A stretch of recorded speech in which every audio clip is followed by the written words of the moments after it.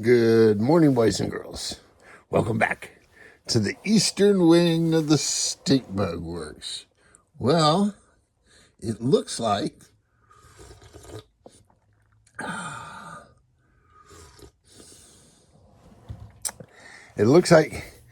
Big B got the motor I sent him. Let me tell you the story behind that motor now. I saw it on eBay and said, oh, geez, this would make a monster of a 4-cell motor. Just an absolute monster. And so I put it on my watch list, and the seller came back with an offer. And I made a counter offer that wasn't bad, and he accepted it. Now, here's the deal. Right now, this week, I'm doing better financially than I have in a long, long time.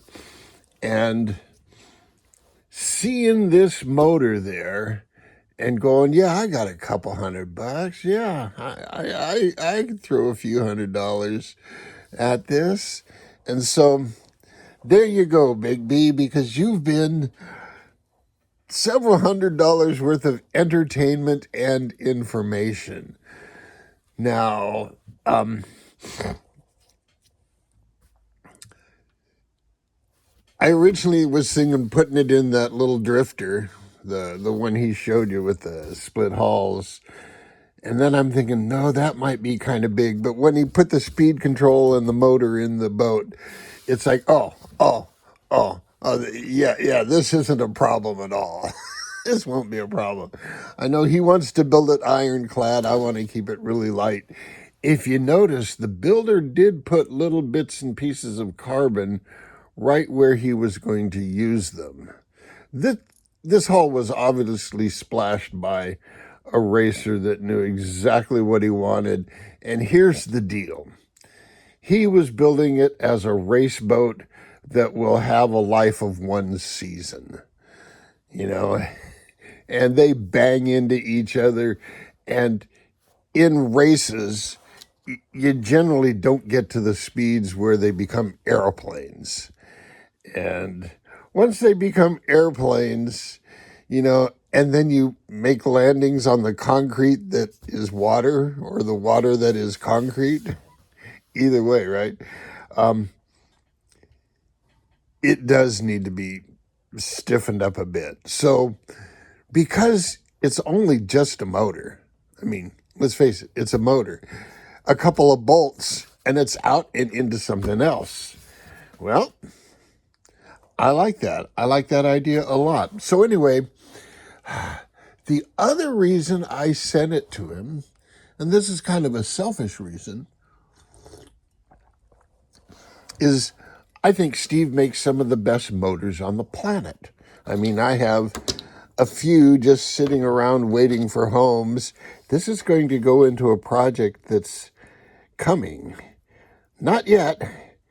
It's not complete yet. But when it's complete, it will be shipped to me so I can make it more complete. But there you go. The reason is I think Steve's motors are some of the best motors on the planet. And giving one to Big B is a good way to get his name out there because not too many people know about NeuMotors. Here's another deal with NeuMotors. They're not easy to find. Your average hobby store does not have one on the shelf. And because in each motor series, this is an 1107, but it's a special Dash H version where they put these fins and a fan on the back of it and a shroud. He can't do that anymore with the 11 series motors. But back in the day, he could. And these work really well in boats. And you notice he's got the wires coming out the other side as opposed to coming out the back. So He can make your motors in all sorts of configurations, and there's no way on earth. I mean, just for the 11 series motors, there's probably several hundred different variants. So no hobby store can stock them. What happens is he has a handful of supply or vendors that sell them, and they're mostly aviation related because let's face it, Steve's aviation related and designed most of his stuff for aviation. But as we all know, aviation applies to boats. You just use the appropriate KV and KT, and so it's kind of a shameless plug for Steve because I think Steve makes really good motors. Now, I just talked to Lisa at NeuMotors. Oh yeah, how to get them? You got to call Lisa. If you want a new motor, you got to call Lisa, or order one through one of only a handful of outlets. Pete Castillo, Castle Creations,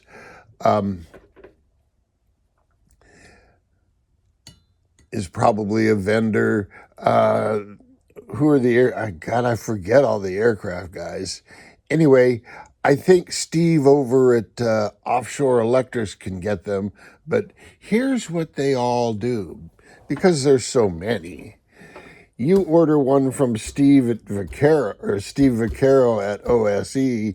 Steve Vaccaro calls Steve New and says, I got a customer that ordered one of these, and then Steve New makes one of those. Or maybe if it's a common size, he makes a run of them.